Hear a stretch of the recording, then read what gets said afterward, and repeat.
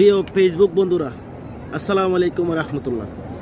আমরা বলিকালা সম্পর্কে সবাই জানি, আবার আমরা এটাও জানি যে বলিকালার নাম দিয়ে বলিকালার আড়ালে জুয়াকালা চালানো হয়। আবার সেই জুয়াকালা পরিচালনা করার জন্য যারা বলিকালা ডাকে তারা অস্ত্র মজুত রাখে। এবার দেখুন, তাদের বলিকালা আয়োজন করার জন্য কিছু ব্যয় হয়। সেই ব্যয়টি প্রথমে থানা পর্যায়ে পর্যন্ত, থানা থেকে শুরু করে মাঠ পর্যায়ে পর্যন্ত। প্রথমে তারা থানার মধ্যে কিছু টাকা খাইয়ে এবং মাইকিং করে এবং ডোল তাবলা এনে তাদের কিছু ব্যয় হয়। এই ব্যয়টি, এই ঘাটতিটি পূরণ করার জন্য তাদের মূল উৎস বানিয়ে ফেলে জুয়া খেলাকে। বলিকালার আড়ালে কোনো এক পাশে আপনারা দেখবেন একটি তাঁবু টাঙিয়ে সেখানে জুয়া খেলা হচ্ছে এবং স্থানীয় কিছু সন্ত্রাসী, কিছু ডাপটে নেতারা জুয়া খেলার মধ্যে বসে থেকে ওই জুয়া খেলা পরিচালনা করে এবং যারা বলিকালা ডাকে তারা বলিকালার মাঠে উপস্থিত থাকে এবং মদকে তারা এখানে বলিদের সাথে নাচানাচি করে এবং সাধারণ মানুষকে বোঝাতে চায় এটা শুধু বলিকালা।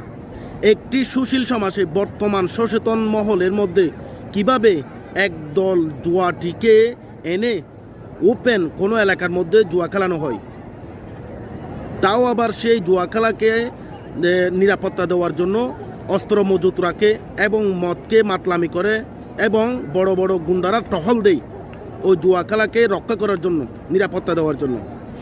এবং কোনো ইউনিয়ন, কোনো সমাজ, কোনো এলাকার মানুষ তাদেরকে বাধা দেয় না, বাধা দেওয়ার চেষ্টাও করে না।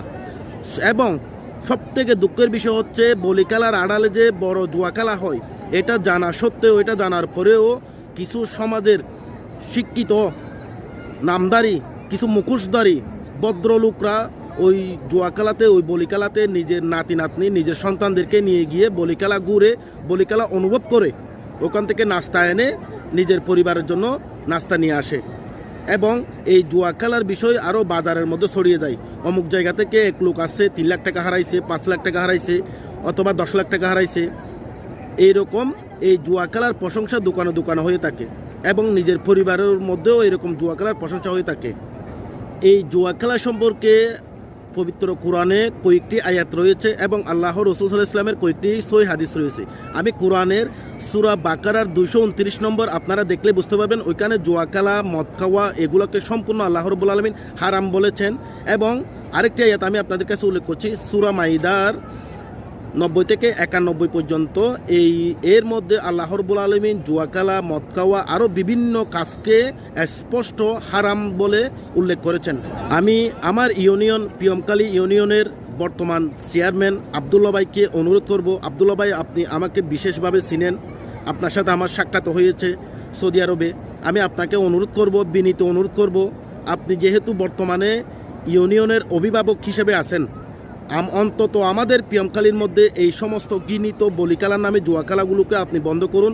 আপনাকে এই দায়িত্ব অবশ্যই গ্রহণ করতে হবে, এইটি আপনার থেকে অবশ্যই পালন করতে হবে, কারণ আপনি ইউনিয়নের চেয়ারম্যান। আপনি যতটুকু পারবেন, অন্যরা বাধা দিতে গেলে ততটুকু পারবে না। আপনি প্রশাসনিকভাবে আপনি আপনার ক্ষমতা প্রয়োগ করে যে কোনোভাবে এই সমস্ত গৃহীত, এই সমস্ত জুয়া খেলাগুলোকে আপনি বন্ধ করুন। আপনার কাছে এটা আমার বিনীত অনুরোধ।